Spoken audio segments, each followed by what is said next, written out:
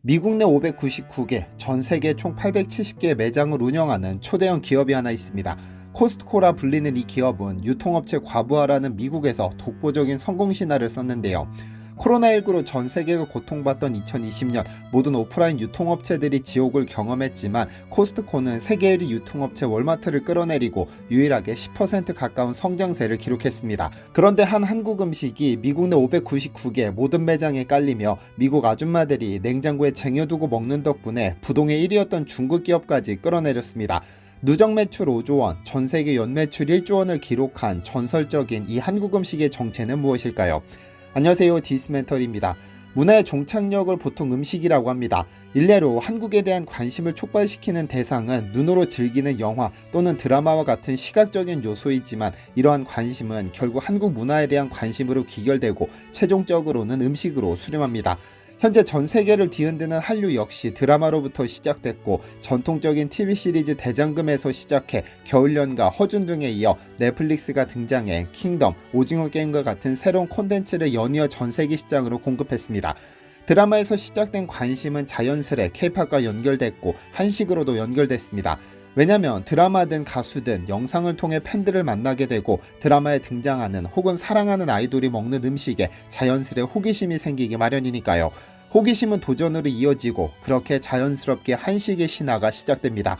그런데 이렇게 한류의 영향이 아니더라도 순수하게 인기를 끄는 경우가 있습니다. 한국식 만두가 그러한데요. 지난 3월 28일 CNN은 세계에서 가장 맛있는 만두들이라는 기사를 통해 전 세계 35개 만두 메뉴를 소개했습니다. 그 중에는 우리의 김치만두도 포함됐는데 CNN은 김치만두는 중국이나 일본의 것보다는 중앙아시아의 만티를 더 닮았다고 평가했습니다.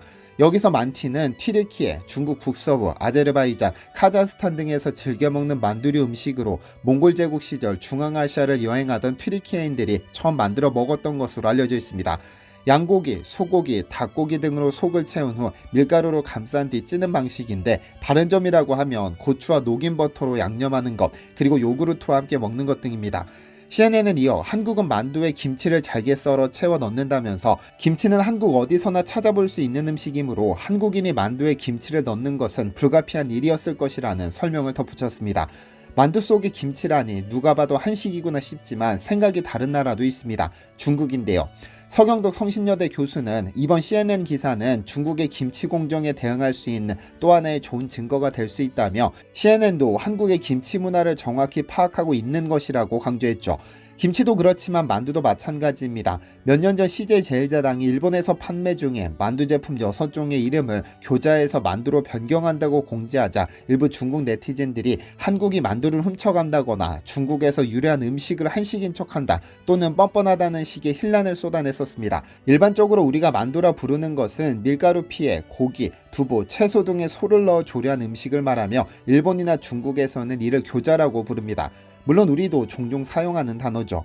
넓은 의미를 보았을 때 교자를 포함한 만두는 한 가지 정의로 내리기 힘듭니다. 밀가루 피에 고기나 채소를 넣어 찌거나 굽는 음식을 소위 만두류라고 부르기 때문. 그렇다면 왜 만두가 중국 음식처럼 느껴질까요?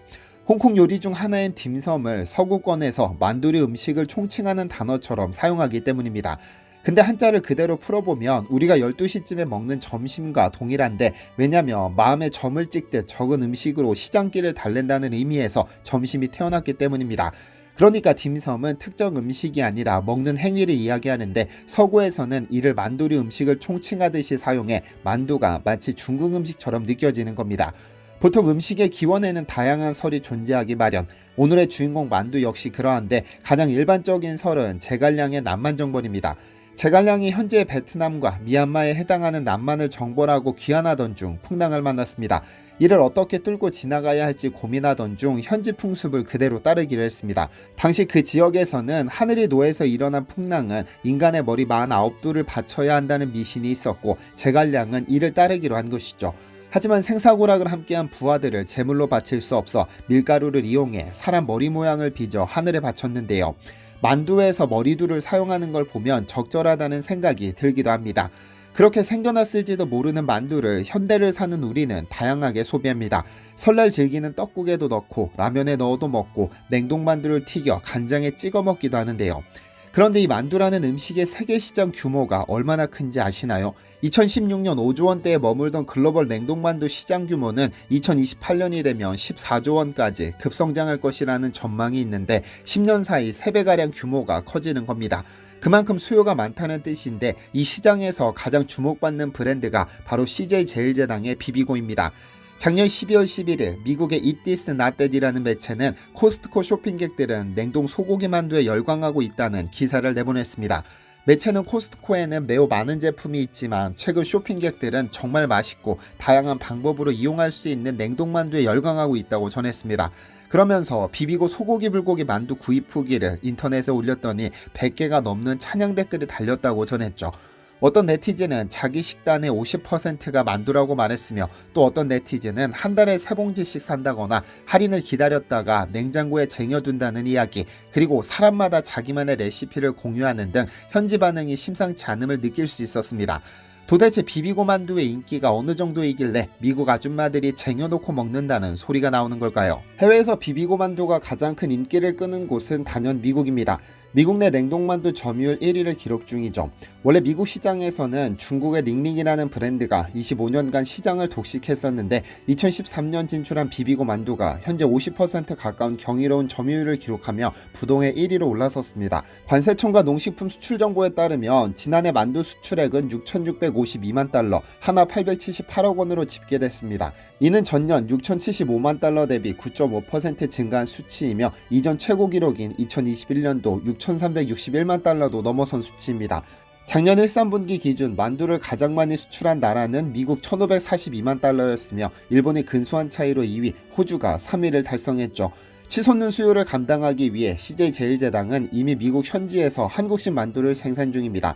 그간의 만두 수출액 통계는 국내에서 만들어 해외에 수출한 수치였는데 해외 생산분을 더하면 글로벌 매출은 훨씬 더 커질 것으로 예상됩니다.